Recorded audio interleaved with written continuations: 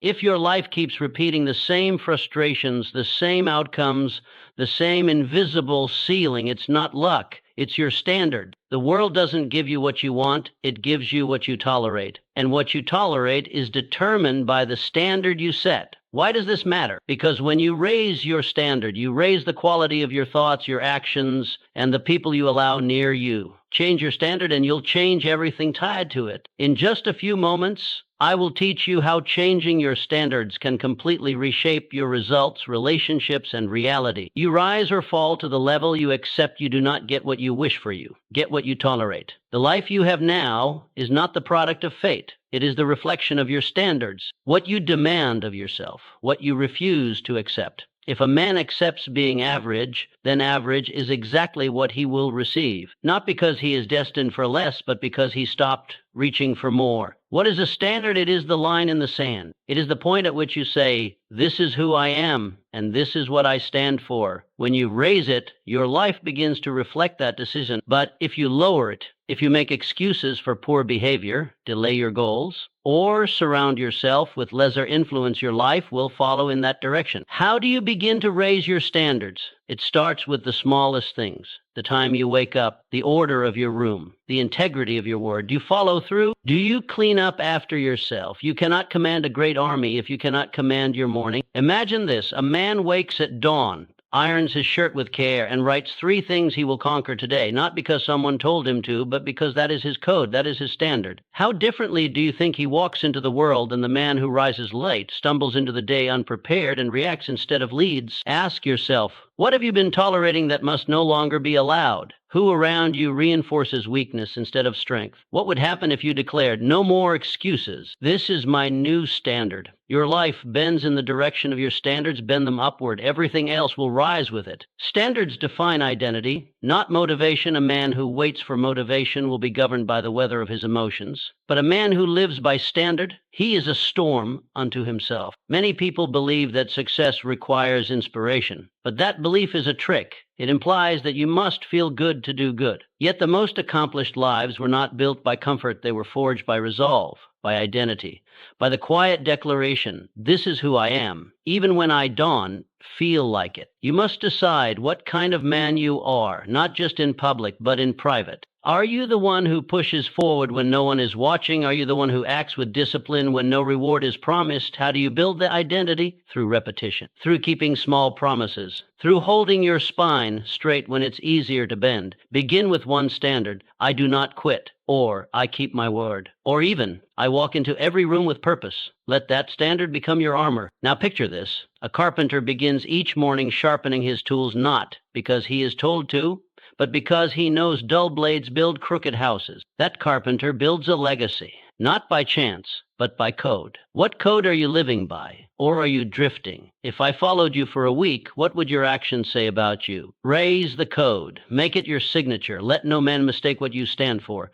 Change the floor, not the ceiling. Most men focus on raising their goals, the ceiling of what they hope to achieve. But what if the secret was not in raising the top, but raising the bottom? What is the lowest behavior you will accept from yourself? That is the true measure of who you are becoming. You do not rise to your goals. You fall to your rituals. Excellence is not born from ambition alone. It is born from standards so high that even your worst days outmatch another's best. Success belongs to the man whose worst day is still productive, still aligned, still filled with purpose. To elevate your life, raise your floor. Improve what your bad day looks like. Instead of collapsing into laziness, could your lowest point be reflection, writing, preparation? Could your fallback be studying instead of sleeping, speaking with grace instead of anger? Picture a soldier on the field who still polishes his boots, even after marching all day. He does not say, I am too tired. He says, this is the standard. What does your worst day look like? If you raise your floor by 20%, your life may change by 200%. Refuse to collapse. Refuse to spiral. Let even your stumbles carry strength, for your floor is the silent architect of your destiny. Standards attract allies and repel the weak. A man of standards becomes a beacon, not because he tries to shine, but because he refuses to dim. He does not clamor for attention or approval. Instead, he stands firm in who he is and what he expects from himself first, and then from others. The world around him may not always appreciate it. In fact, some will mock him, misunderstand him, or even try to break him. But those who carry strength in their bones and truth in their hearts, they will recognize him. For like finds like. You see, when you raise your standards, you send out a silent signal. This is who I am, and this is what I allow. The weak may call it arrogance, but the wise call it alignment. You will not attract everyone, nor should you. You will attract those who are meant to walk with you, not drag you. The man of standards does not chase validation. He builds value. His life becomes a monument not to popularity, but to principle. And principles outlast trends. They are not moved by the mood of the crowd. They are anchored deep within. When you live this way, you do not need to demand loyalty. You embody it. You do not beg for respect. You command it without saying a word. This transformation begins with refusal. Refusing to laugh at mediocrity. Refusing to excuse bad company. Refusing to remain silent when truth must be spoken. A man who holds his tongue in the face of compromise is not peaceful, he is passive. And passivity is a poison. To live with standards is to live with clarity. You speak what you mean. You mean what you say. Your yes carries weight. Your no creates boundaries. Even if it costs you comfort, it earns you strength. And strength, unlike comfort, builds kingdoms. Imagine a ship, captain. Would he allow men who disregard order to board his vessel? Would he tolerate those who disrespect the code, delay the mission, or jeopardize the journey? The sea is not merciful to the careless. Neither is life. A man of standards chooses his crew not by popularity, but by principle. Look around. Who in your circle is lifting you higher? Who is dragging you backward? What behaviors have you been tolerating that chip away at your strength? What if your standards became the filter through which you rebuilt your world? Here lies the deeper truth. You are not here to blend in. You are here to rise. And when you rise, others see a path they did to know was possible. Your courage gives them courage. Your standards give them something to reach for. In becoming who you are called to be, you become more than a man. You become a mirror showing others what they could be, if only they chose to live by code, not comfort. Do not lower the bar to make others comfortable. Raise it and see who grows to meet it. That is how leaders are born. That is how legacies are built. Pain is temporary. Standards are eternal. Comfort is fleeting. It disappears with the next wind like dust on an open road. But the man who sets a standard and lives by it, he builds something the seasons cannot destroy. He is not tossed by emotions, trends, or trials. He is anchored in choice, in discipline, in quiet defiance of all that seeks to make him soft. Most men wait for pain before they prepare. They wait for difficulty before they define who they are. And when challenge finally comes, they shrink. They scramble. They make excuses, but not the man who has chosen in advance. Not the man who has said, here is what I stand for. And no matter what happens, I do not move. Such a man expects the test. He welcomes it not because he is reckless, but because he is ready. You must understand this. Strength is not built in the storm. It is revealed there. The man who survives the tempest is the one who trained during the calm. Pain will come. Delay will tempt. Doubt will whisper. They always do. But these things cannot move the man who has already decided. His standard is not up for negotiation. He does not ask, should I keep going? When the path grows hard, he already answered that question long ago. You must set your standard when the winds are still, when no one is watching, when quitting would be easy, but you choose to continue anyway. That is the moment where legends are made. The lost man waits until pressure comes, then folds. The legendary man prepares in advance, then conquers. Picture the blacksmith. He does not craft weapons in silence and safety. He works in fire. Sparks fly. Iron resists. The hammer is heavy, but he does not complain. He does not stop. Why? Because the blade is worth it. The outcome is greater than the obstacle. What discomfort have you been avoiding? What dream have you delayed because it would require too much of you? Be honest. You know what it is. That one thing you keep pushing off. That one thing you say, one day. And what if you decided today, once and for all, no matter what, I do not break? That decision, that standard becomes your strength. It becomes your vault, your fireproof chamber of resolve. And in it, you store your greatness, your integrity, your grit. Guard it well. Feed it daily. And never let the ease of the world steal what only endurance can build. Comfort fades. Comfort lies. It tells you to rest when you should rise. It tells you you are safe when you're slipping. But character echoes through time. Long after your name is forgotten by the masses, the fruit of your standards will live on in the lives you touched, the work you did, the legacy you carved with blistered hands and unwavering focus. So I ask you, what are you building, comfort or character? Because you cannot have both. Standards do not limit your life, they lift it. They separate you from the ordinary. They give you a reason to rise when you could lay down. Set yours high. Set them now. And when the storm comes, and it will, you will not flinch. You will act, because you have already decided, and that, my friend, is the mark of a man who conquers the seasons.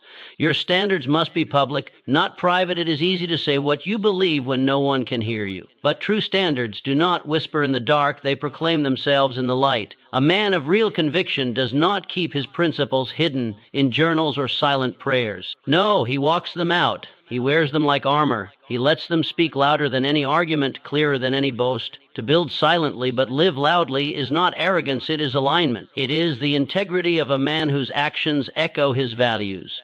And in that echo, others hear the truth of who he is. There is no confusion, no misreading. He does not have to convince people of his strength. His consistency does that for him. A hidden standard cannot protect you. It cannot shield you when the winds rise. It cannot guide your steps in chaos. And it certainly cannot inspire others to follow. If you keep your values locked away, they will not grow. Worse, you will be tempted to compromise them when life gets heavy, when temptation knocks, when the pressure mounts. But when your standard is declared, when it becomes visible, audible, observable, you are bound to it. And that bond becomes your strength. How do you bring your standards into the light? You live them. You don't just speak them, you declare them through conduct, through discipline, through sacrifice, through showing up when it is hard, holding the line when it is lonely, and staying the course when quitting would feel easier. If you believe in discipline, let it be seen in the way you rise each day, in the way you dress, in the way you honor your commitments. If you value excellence, let it be evident in every detail, how you finish a task, how you treat others, how you prepare, how you recover, especially when no one is watching, especially when no one is clapping. Imagine a teacher walking into a classroom. His shoes are polished, his shirt is crisp, his back is straight. His presence quiets the room not because he barks commands, but because his very being commands attention. The students do not rise because they fear him, they rise because they respect the standard he has become. His code walks ahead of him, and by doing so, it lifts the entire room. That is what your standard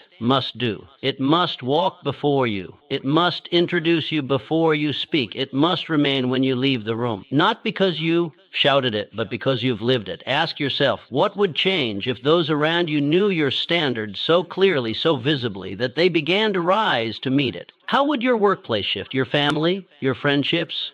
What would happen if your integrity was not an idea, but a presence felt known, undeniable? A hidden principle dies in the dark. It fades. It weakens. But a public one lived out with dignity and consistency lives on. It outlasts the applause. It influences without effort. It builds legacies, not just lives. Do not be content with private beliefs. Let your life preach your philosophy.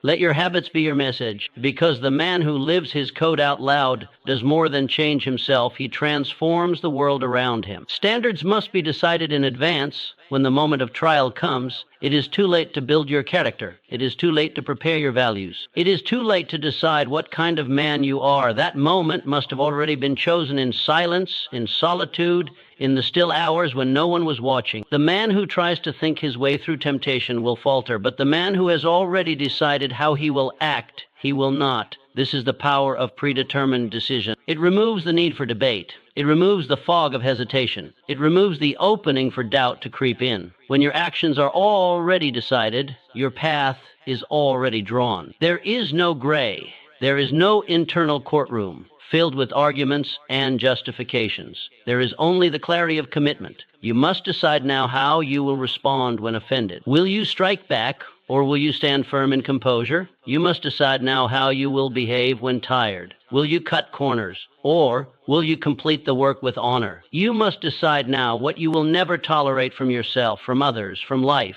If you do not set your rules, the world will set them for you. And the world does not reward the undecided. It consumes them.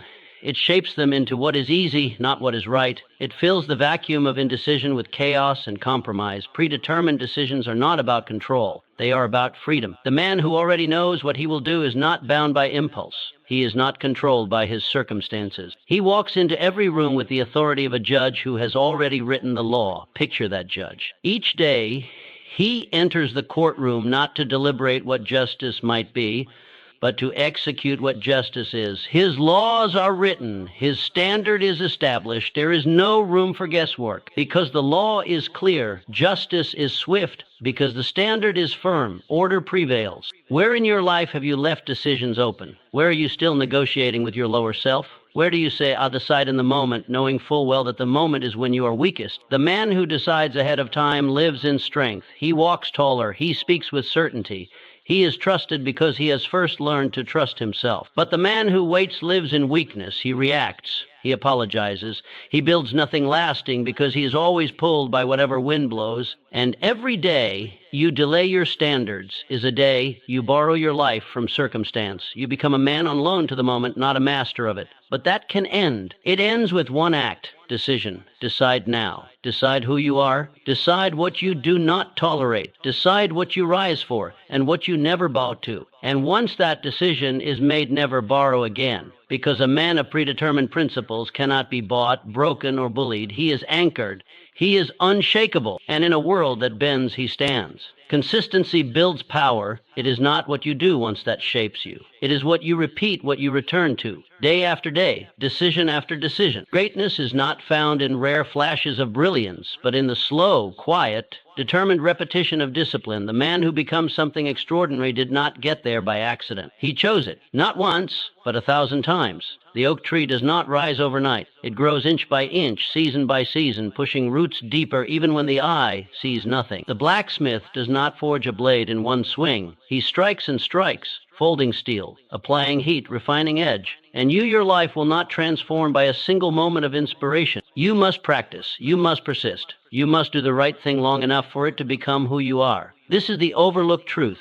Consistency is the hidden engine behind all success. It is not glamorous, it is not loud, but it moves mountains. Consistency builds habit. Habit builds confidence. Confidence builds identity. And once your identity changes, your future cannot help but follow. A man who shows up every day becomes unbeatable, not because he is the most gifted, but because he is there when others quit. He does not need motivation. He has momentum. His actions no longer require force. They flow from who he has become. Picture the farmer. He rises each morning and waters the soil, day after day, week after week. No sprouts, no praise. His neighbors laugh. They say he's wasting effort. But the farmer is not working for applause. He is working for harvest. And in due season, his field will bloom while theirs stand barren. The same is true for you. Are your habits worthy of the future you desire? What are you rehearsing each day, excellence or excuses? What is your routine building resilience or regret? Excellence is not a moment. It is a pattern. It is forged when you do the right thing without needing results to cheer you on.